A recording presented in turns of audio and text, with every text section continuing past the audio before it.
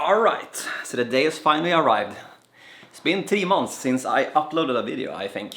And a lot of people have been asking where I've been going, if I've left YouTube forever, and I have not. But a lot of things have happened that we should talk about. It's also like, it's on a big scale of many months, and it's like a lot of stories, and I have like a smorgasbord of stories that I need to connect to kind of explain why I've had my longest break on YouTube ever.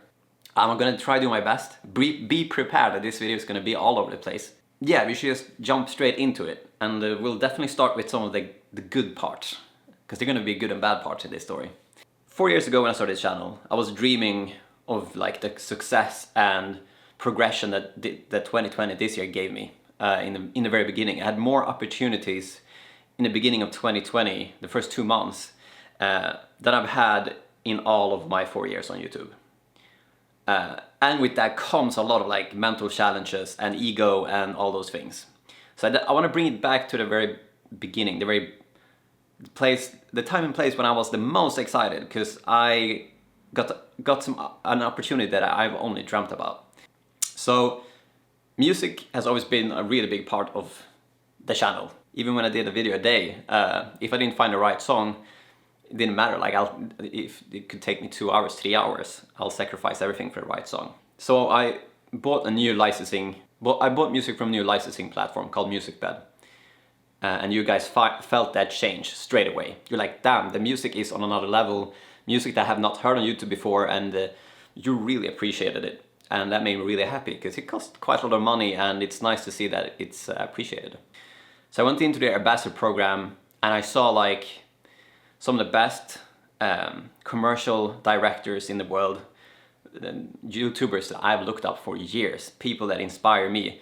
They were ambassador of this platform.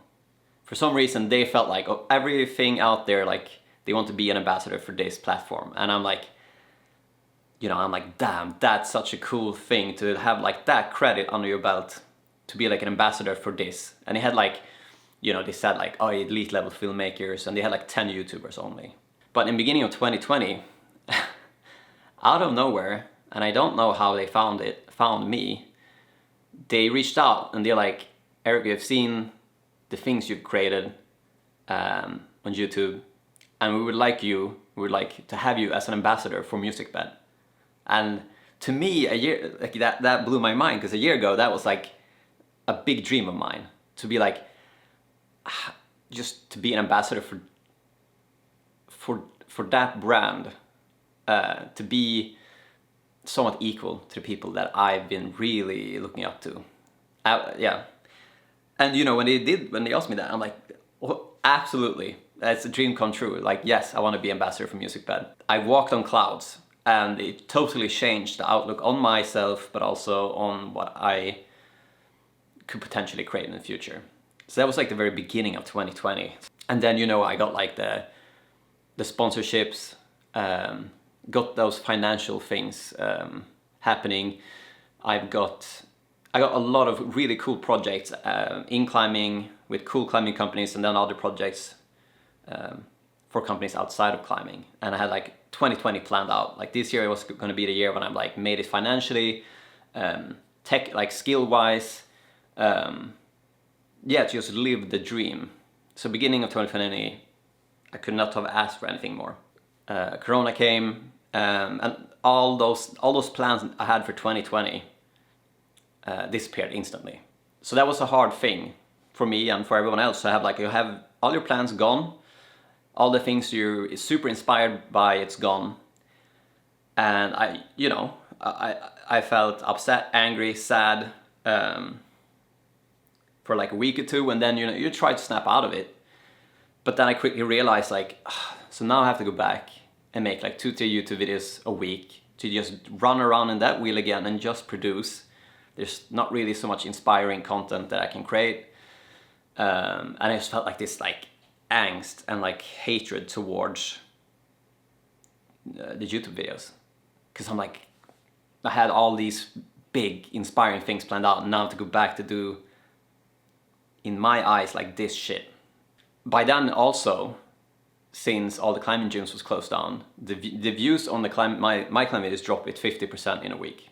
So that meant that it's also kind of painful for the ego to like, okay, I create a product and then 50% is gone. Plus there was no ad money. So maybe I got like 1/3, 1/4 of the money in the videos. And when I started thinking about that, like, I became really dark towards YouTube and the YouTube channel and the videos, and I felt like, if I don't take a break, take a step back, it's gonna end terribly. Maybe I'll stop making YouTube videos forever, because I felt like that. I'm like, maybe I'll just go to film school, call it a day, and you know. So I decided then to take a break, but I didn't know how long the break was gonna be. But I'd saved money, and the world was a bit of in chaos. So I was like, well, I'll take my time. Maybe a month is what I need to kind of get out of my routines, to kind of look at my life and myself and my values in a different perspective, a third perspective. 1 month turned into 2 months. And within that time, when I've kind of stepped out of my routine and I could look at myself, the decision I've made throughout 4 years, where I was now, what I've gained, what I've lost, my friends, my relationships, like what is the substance of my life? What do I have on a day-to-day basis? I started to get like really angry, like really, really angry. I didn't get like depressed or anything. I just got like so angry because I'm like, I've done this for 4 years. This year I reached the goals and they were great, but they could also like just instantly disappear. I'd given up everything. We've talked about this in the past as well. And I just like kind of re-solidified that I'm like, man, I'm such a fucking idiot. I've also built this channel that is only, it's not, in essence, it has nothing to do with me. Like if Emil and Nicken felt like, well, I'm done with climbing, I'm done with this thing, my channel would die. And I'm also like, so I'm building a business that's completely reliant on other people, and my skill, my dedication is kind of like in the back burner. And when I started this channel, I knew that way. I knew it was going to be that way. But back then I thought like, well, if I'm not gonna film climbing with my friends, like then I won't film climbing. Like I don't want to have that life. I never really thought like, you know, maybe I'll fall in love with filmmaking. Maybe I want that to be my career for the rest of my life. I didn't think about that. I'm like, well, you know, if my friend's tired of it, I'll be tired of it as well because I don't want to do it. But then when when I was in this moment, I realized, you know, 700 videos. Then when I was the angriest, then I realized this thing that's like, oh man, I mean, I love making videos. And it would be absolutely terrible if I lost a platform to make videos. And I can't like just keep focusing on other people and their progression in life. I had to put myself in, I had to think about myself now. Like I need to take care of myself. I can't stay up at night thinking about projects that would be beneficial for Emil and Nicken, and try to put more effort into their success in life than my own. And then I started getting really angry at Emil and Nicken. We have talked about this, me, Emil and Nicken. I got like really angry at them because I'm like, oh, you're bad friends. Like you don't care as much as I do about our relationships, and it's just this really toxic thing. And I mean, the big problem is like Emil and Nicken never asked of me to think about these things, to like put so much effort into their future. Like they never did that. It's completely my own fault, and it's not a good way to be a friend either, because it's it's not balanced and it's not the right way to go about it. And I knew that, but I was so angry, and I couldn't hang out with them. So I just decided then to like, oh, I'll just isolate myself. I have to deal with all these problems that I built up over the years. So like I just like spent time like just reflecting on everything, training, and started thinking about, you know, I have also so much performance in everything I do. It's like if I'm gonna make a climbing video, it's gonna be the best climbing video, and I have to learn something every day. And if I watch Netflix, I should feel somewhat guilty because I mean I could have worked, become a better filmmaker. I was kind of thinking short term. I mean, like I could work myself to the bone. And maybe I'll get really good in 2 years' time. And maybe I'll burn out. We don't know. But I also realized like if I'm gonna make movies and films for the rest of my life, I wanna have a longevity in it. I wanna do it for a long time. So I kind of like I dropped the obsession in the moment of like the success in the moment, and I looked at it a long game. All right, if I want to be a great filmmaker, all right, let's span it out over 10, 20 years. If I want to be a great climber, I'll do that. I mean, I wanted to be, in the end of the day, like everyone else, I think, I want to have happiness. So I need to create a routine where I can have an opportunity for happiness every day. And it doesn't have to be like every hour I should be happy. It's more like if I can be capable of allowing myself to watch series and eat ice cream and be like, man, life is good. If I can make a climbing video and the focus should just be to have fun and make a decent climbing video, I think that's what I would want to do. Just be happy. And then on the back end, if I want to be a better filmmaker, I'll find some passion project that I work on once a week maybe. And I'll do that for over a year and I'll be better. But I realized I had to like get out of the mindset of like, every day it's gonna be better, every day it's gonna be this, performance, everything I do should be performance. And I know I'm all over the place now, but in essence it's like, I realized what success of 2020 this year kind of intensified myself and how dangerous it is. And just having that break, get out of the routine, get out of my self a bit and looking at the situation I'm in when it comes to happiness and relationship and all these things in life, it felt like, oh, I felt some kind of peace. And I was really happy, and I wasn't angry at Emil and Nicken anymore and anyone. I mean, I was never really angry at them in essence, I guess. I was just angry at myself and I lashed out on them. So after 2 months of taking a break on the YouTube channel, I felt like I've never felt better. I was excited to come back to show you guys like how much that I didn't look tired like I've done the last 4 years. I was in a good place, there's no complaining.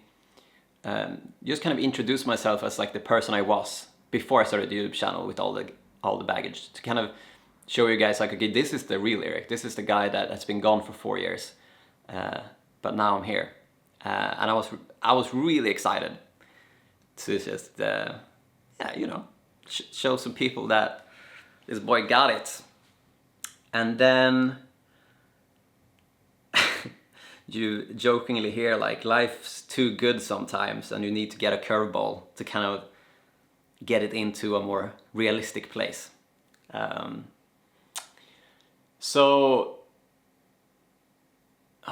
should I start this?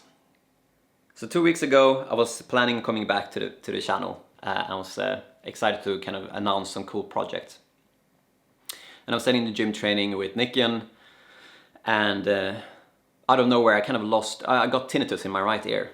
And I was like, oh man, I'm gonna have tinnitus for like 2 weeks now, 3 weeks now. It's gonna fuck with my sleep, my training. It's like, oh, worst case scenario now, just when I'm gonna go back on the YouTube channel.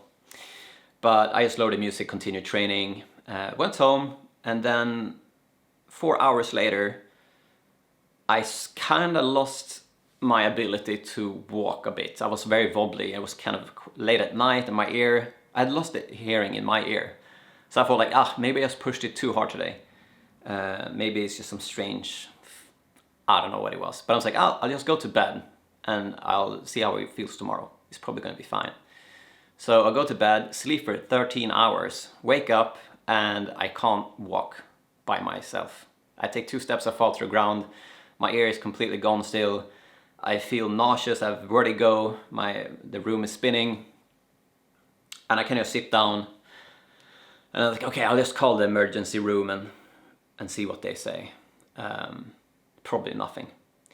So I call the emergency room and they answer, and I tell them, and they like straight away like, okay, you need to get to the emergency room right now. And I was like, oh, okay, I'll get there. I was like still kind of nonchalant about it. Called Emil. I'm like, yo, can you just take me to the emergency room? We need to check some things out. And then Emil picks me up, and by then I had to just walk from my computer to the kitchen, and it's like, hadn't walked much.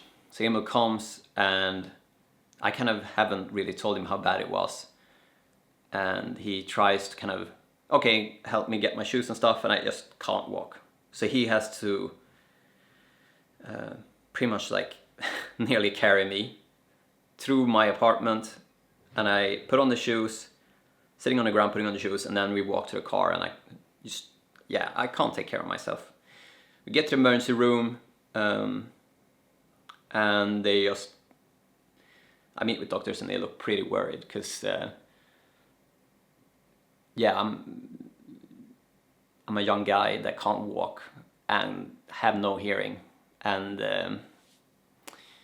yeah, so I sit there for a couple hours, wait while the doctors do a bunch of tests, and they're like, well, we don't really know what the issue is, but we can't let you leave this place because you're a danger to yourself and the people around you since you can't walk and take care of yourself.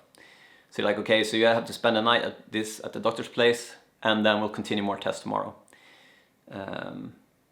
And I do that, sleep, do more tests, and I meet a specialist, and they're telling me that I have something called sudden deafness, which means that I've lost hearing in my right ear, and that it's affected a nerve that also controls my balance. That's why I can't walk, and that's why I have vertigo, and it doesn't look good. So they're like, okay, you need to eat cortisol, go home, spend a week doing it, and then we'll come back and we'll do more tests and we'll see if it gets better.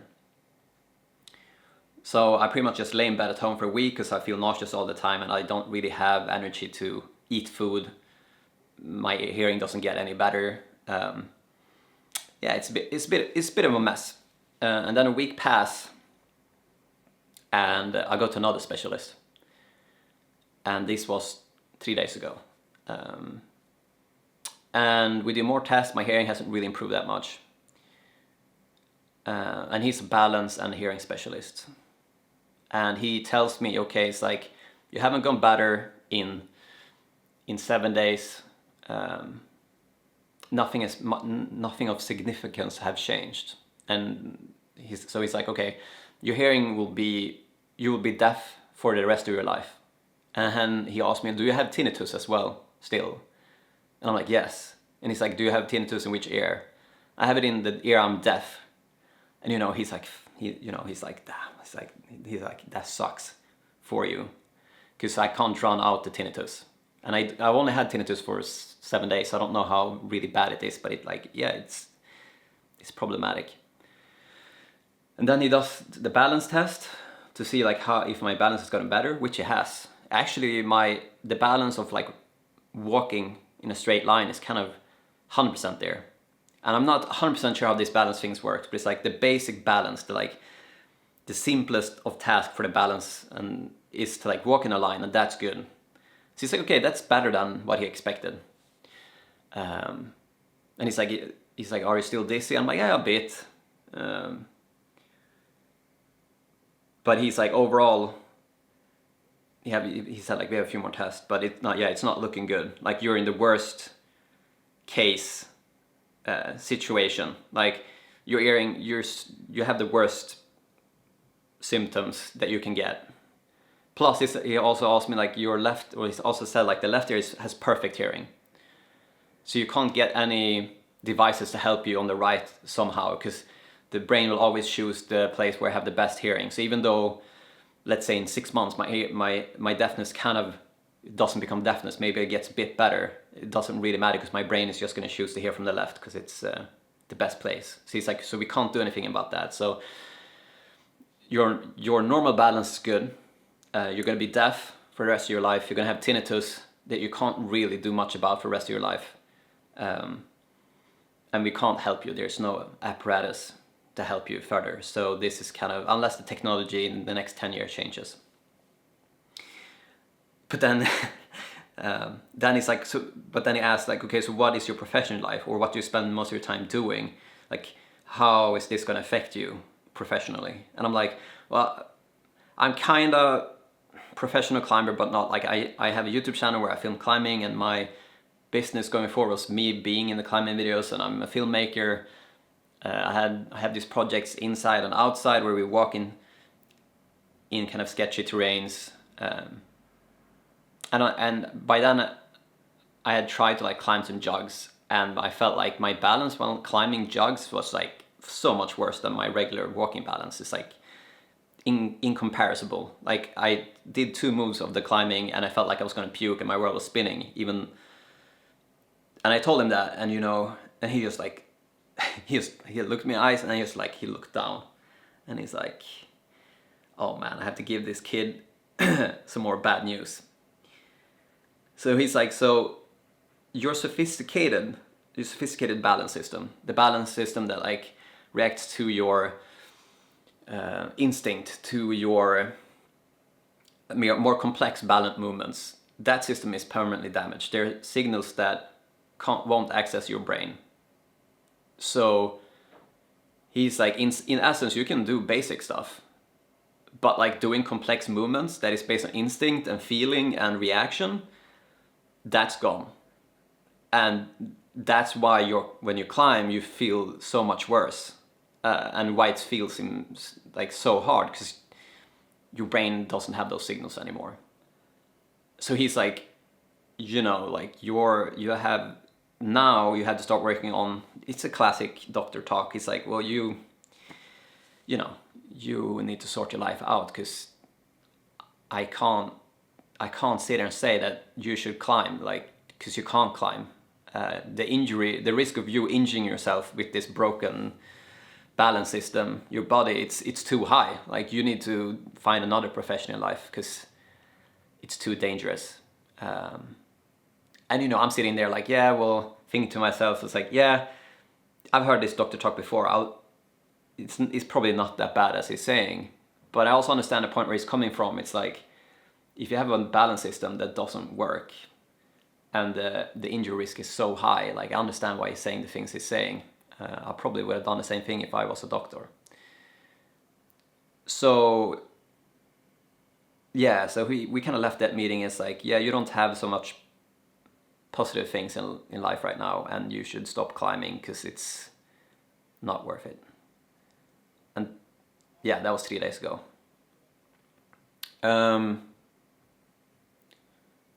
So that's difficult. And I've been going to the gym now for the last 3 days, trying to like challenge my system. I don't know, I just started. I don't know why I'm getting teary. I haven't gotten teary on this before when I talked about it.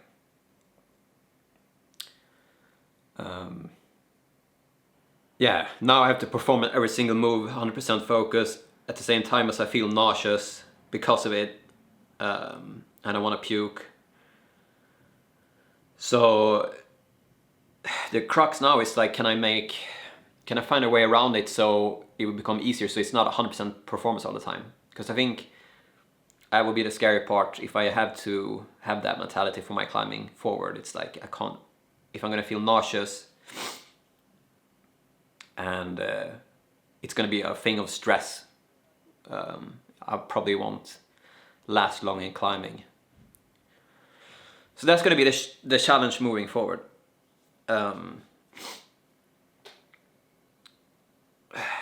But I'll figure it out. I've said I figured it out many times now. So that's kind of been what's been happening the last 3 months. It's been a mess. In the end of the day, my life hasn't changed that much. I can still make the things that I love. I can still make climbing videos. I can still train. I could probably still run a marathon if I train for it. And we will see now, the next couple of weeks, how progression in climbing goes. I mean, it's been a massive difference in my first climbing session to the session I had yesterday. I climbed like a 6C, felt harder than a 7C, but I climbed a 6C. So we'll see what happens. I mean, if I've had gotten this injury 2 months ago when I was like so angry at everyone and felt like so shit about everything, then the outcome would have been fucking scary. I don't know what I would have done then. I don't want to think about it too much. So I'm also happy that it happened when I was in a good place in life and I figured some shit out. So I also have to look at those things to like be optimistic, because it could have been a lot worse. I know this video has been fucking super long now. But now you know. So I'll be back in dropping a video maybe in a couple of days. And then we'll see consistently how it looks with everything. Yeah, life's good. And I'll see you in the climbing gyms. Now you know why I look so drunk when I'm in the climbing gyms. I haven't been drinking. It's just had to master a drunken style of climbing, I suppose. But yeah, I hope you'll have a continuously good weekend. I didn't give you too much of shitty energy. Yeah, and I'll see you soon. All right.